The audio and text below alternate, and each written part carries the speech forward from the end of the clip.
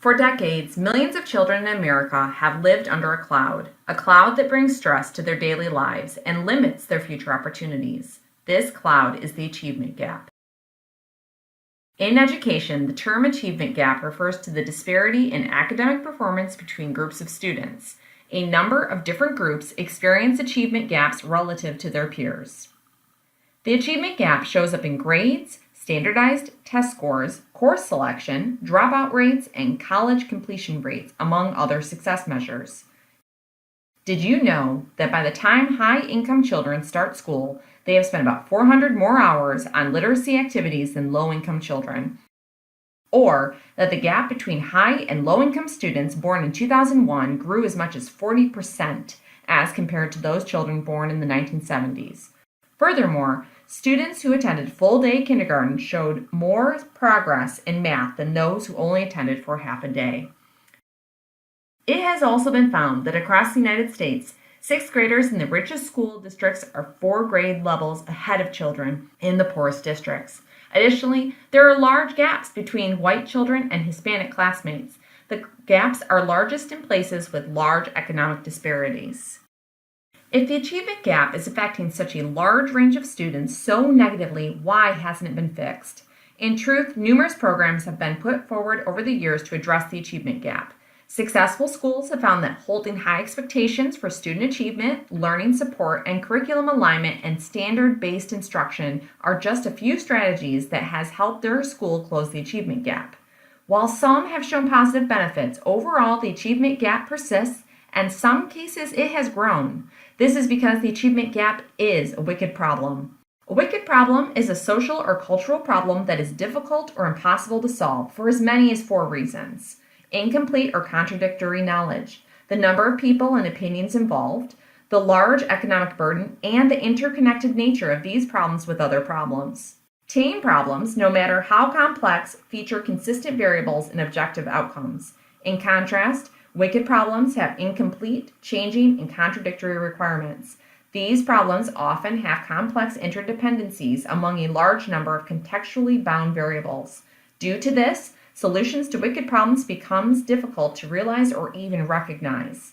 In trying to solve the wicked problem of the achievement gap, we followed the procedures described by Warren Burger in his book, A More Beautiful Question. Burger mentions the why, what if, how sequence represents a basic logical progression, drawing in part on several existing models that break down the creative problem-solving process. Our think tank group first met to speculate about the problem through the generation of why questions. These questions then progressed into formulating how questions, and finally through research, examination of the problem, and a multitude of questioning, our think tank began to recognize the formation of common themes.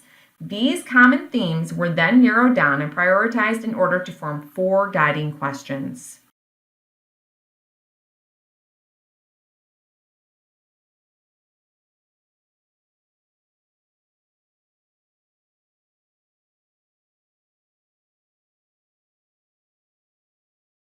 In order to dive deeper into the wicked problem of the achievement gap, a survey was conducted involving 36 teachers ranging from kindergarten through high school. 75% of the teachers work in an urban setting, and 83.3% work in Title I schools. The data showed that cell phones are used primarily to communicate with parents, with 41.7% of teachers expressing phones being the most used tool for communication. However, the data showed that 63.9% of the teachers stated parents are not receiving the materials when sent home with students. The survey also showed that 94% of the teachers saw value in differentiation, but 75% still feel overwhelmed and needed continued support in providing differentiated materials. An additional discovery was that 91.7% of the teachers felt that they would benefit from more frequent communication with peer teachers. The last section of the survey conducted was in regards to class size, and if teachers had observed any effects on student performance. An overwhelming 91.7% felt that class size does affect student achievement, and ideal class sizes should be between 20 to 25 students. The final question on the survey required teachers to rank what problem, if solved, could assist in closing the achievement gap. Overwhelmingly, teachers that were surveyed said smaller class sizes were the best way to close the achievement gap. The second choice was having differentiated materials. While the data did not demonstrate how to have smaller classes, it did help us determine the importance of looking into ways to include more differentiation and more small group moments in schools. Through the use of questioning, research, examination, and survey data, our think tank was able to develop a possible solution to assist in closing the achievement gap. It is important to note that when working with a wicked problem, there is no simple or perfect solution. Instead, the focus is finding the best bad solution that will assist with reversing the achievement gap. With that thinking, our think tank developed a solution called Bridging the Gap. Bridging the Gap is an online tool that sorts NWEA test data, grouping students by scores within a given domain, and provides teacher-developed resources to teachers. Here's how it works. The latest NWEA scores of a class are uploaded to the Bridging the Gap program. Students' data is sorted in each domain. Students are grouped in 10-point ranges for each domain. These teams of students are put onto their own roster, which includes the NWEA requirements to raise their scores 10 points, and a link to the Bridging the Gap library where teachers upload and share resources that they use to address the specific 10-point range within the specific domain. Bridging the Gap gives teachers the tools that they need to easily differentiate instruction.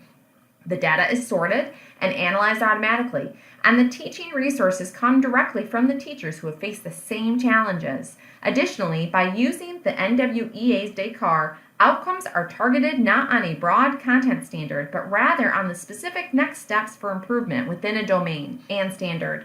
This type of ease of access to responsive and well-curated material is what teachers need to differentiate effectively. Not only does it make it easier for teachers to get quality resources to specific students that need them, Bridging the Gap makes it possible for teachers to share their resources with parents, support staff, and administration. For example, let's say that a second grade teacher knows that she will have a para in her room to support her for 1 hour a day. She can have the para take each of the 2 lowest performing groups in math and reading for a half an hour small group instruction. The para can then use the lesson plans provided in Bridging the Gap, thereby making it easier to maximize the benefit of lower student-to-teacher ratios when available. The teacher and para can rest assured that they are providing the students with specific material necessary and knowing that the lesson or activity being used was successful when previously used by another teacher to address the same challenge. In our survey results, teachers stated that they feel as if parents don't receive the material sent home with their students.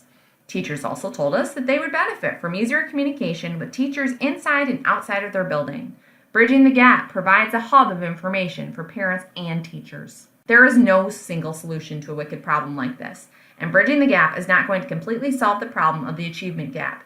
However, using technology to link together the pedagogical and content knowledge of teachers in a way that specifically addresses the students' needs based on assessment, Bridging the Gap can make it easier for teachers to effectively differentiate instruction and collectively work towards closing the achievement gap.